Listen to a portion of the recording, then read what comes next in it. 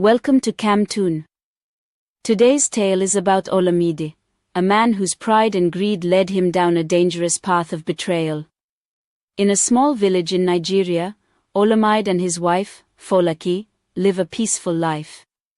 Folake, a kind-hearted woman, supported Olamide as he built his business from the ground up.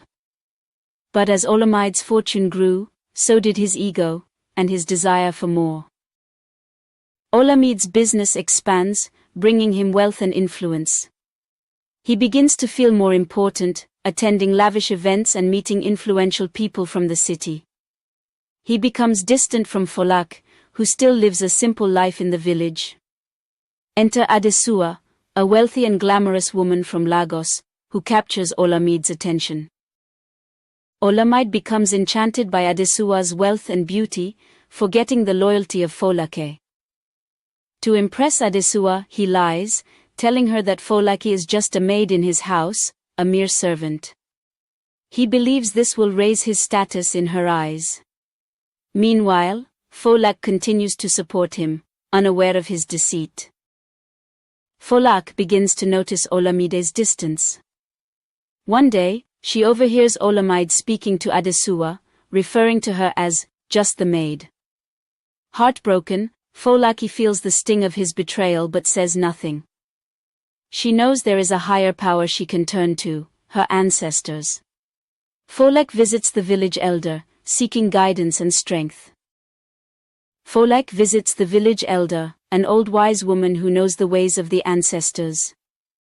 The elder tells her that Olamide has dishonored their bond, but Folake's spirit is strong, and the ancestors will guide her.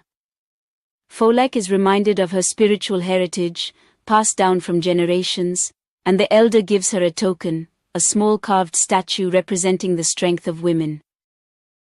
Olamide continues his relationship with Adesua, convinced that he has everything he desires. But soon, things start to go wrong. His business deals fall apart, and strange misfortunes plague his life. Every step he takes seems to be cursed. Adesua, seeing his bad luck, starts to distance herself, leaving Olamide to face his crumbling world alone. As Olamide's life falls apart, the spirits of Folake's ancestors rise. Olamide begins to have vivid nightmares of women from the past, powerful queens and priestesses, warning him of the consequences of his betrayal.